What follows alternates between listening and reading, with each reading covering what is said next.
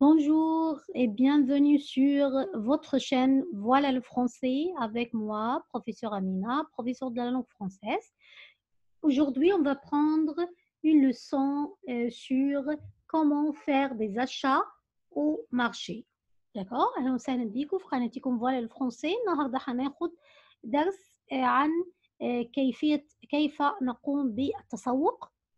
En général, on va prendre vocabulaire وكمان هناخد des phrases اللي بتيجي مع التسوق. دونك زي ما انتم شايفين هنا عندنا لي كوميرس المحلات اللي بنشتري منها.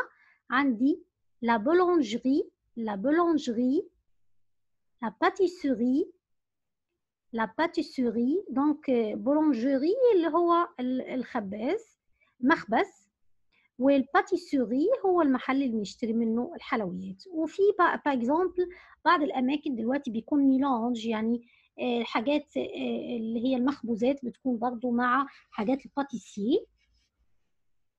يبقى عندي لا بوشري، لا بوشري اللي هو الجزار، ولا شاركوتري، لا شاركوتري برضو ممكن نلاقيهم في نفس الاماكن. شاركوتري بيكون عنده سوسيسون، يكون عنده جامبون كوم سا. بعدين عندي لو مارشان دو بريمور، لو مارشان دو بريمور تاجر الخضار والفاكهة. لو سوبر مارشي، سوبر مارشي أو بنقول له لا سوبرات، لا سوبرات. ليبيسوري، ليبيسوري محل بقالة. لو مارشي، لو مارشي اللي هو السوق طبعا.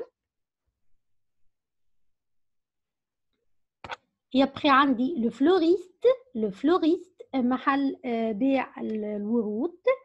لا ليبريري، لا ليبريري مكتبة اللي بنشتري منها لي ليفر ولي كايي.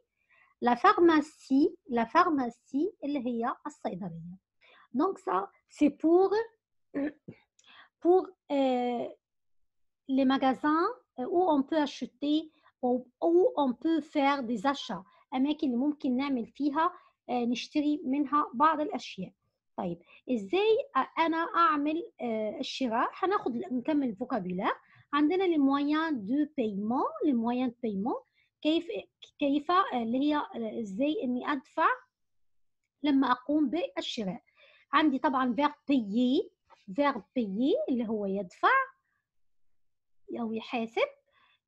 أنا بدفع يا إما en espèces، en espèces بالنقدي، أو par chèque، par chèque، أو par carte bleue، أو par carte de crédit، أو بيكون عندي avec un bon d'achat أو avec un chèque cadeau، بيكون عندي بطاقة خصم أو بطاقة هدية من أي محل، أو payer à crédit، أو retirer de l'argent، أو أنا لو عايزة أدفع en espèces بعمل retirer de l'argent، إني أسحب النقود.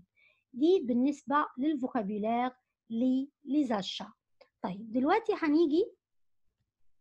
هناخد إيه هي les expressions اللي ممكن أستخدمها في الشراء. دونك أنا عندي هنا le vendeur، le vendeur هو البائع. دونك لو فوندور ممكن يقول vous désirez، يعني أول ما بنيجي عنده بيقول لي vous désirez، je peux vous aider، on s'occupe de vous.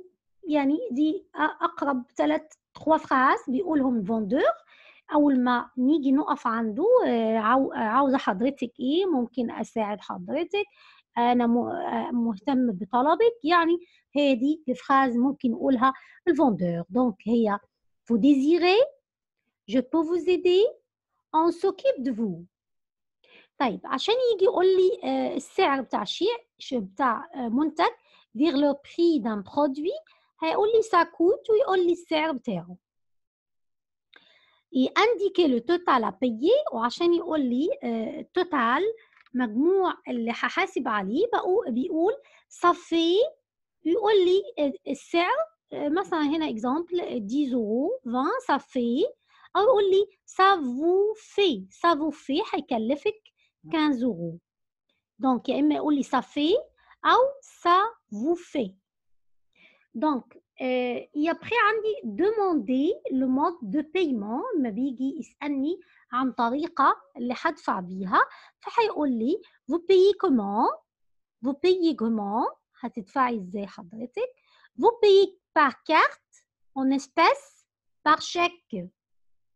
فدونك أنا باختار واحدة منهم حسب المتاح ليّا في الدفع. terminer la vente نهاية البيع هيقول لِك ce sera tout ce sera tout يعني ده كل شيء. vous désirez autre chose عاوزة شيء آخر et avec ceci donc دي مُجمل الphrases اللي ممكن يقولها.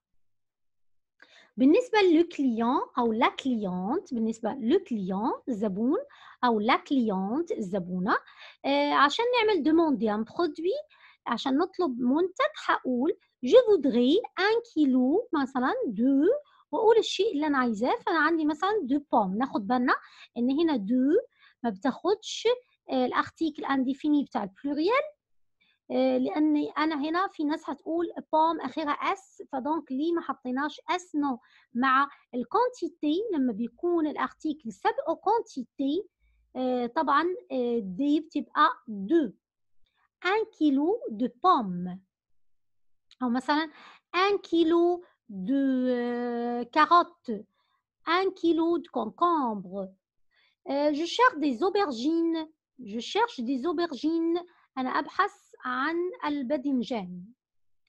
demander le prix d'un produit زي إن إحنا كزبون نطلب السعر أو نسأل عن السعر هاقول combien coûtent les tomates combien حطيت mot interrogatif combien حطيت verbe coûter combien coûtent les tomates كم سعر الطماطم أو أقول quel est le prix des tomates de terre quel est le prix des pommes de terre ما هو سعر البطاطس quel est le prix des pommes de terre ده بالنسبة لdemander le prix d'un produit. طيب demander le total à payer عشان أطلب السعر المجمل اللي هادفعه هاقول ça fait combien ça fait combien أو je vous dois combien je vous dois combien يعني أنا عندي هنا ça fait combien يساوي كام أو المفروض أدّيك كام فباقول له je vous dois combien طيب ده بالنسبة demander le total à payer. طيب dire le mode de paiement عشان أقول طريقة الدفع هاقول طبعًا هو سألني إزاي أدفع فأنا هاقول en espèces par chèque par carte حسب المتاح عندي. indiquer la fin des achats indiquer la fin des achats عشان أنهي عملية الشراء بالنسبة للclient باقول c'est tout merci هذا كل شيء شكرًا لك. دونك ده كان درس بسيط فيه vocabulaire فيه des phrases comment on peut faire des achats فدونك أتمنى إن يكونوا فادكم وأشوفكم بحول الله في درس قادم وأي question سيبوه ما ننساش طبعًا الشير واللايك والتسجيل في القناة للناس الجدد اللي لسه مشرفينا au revoir.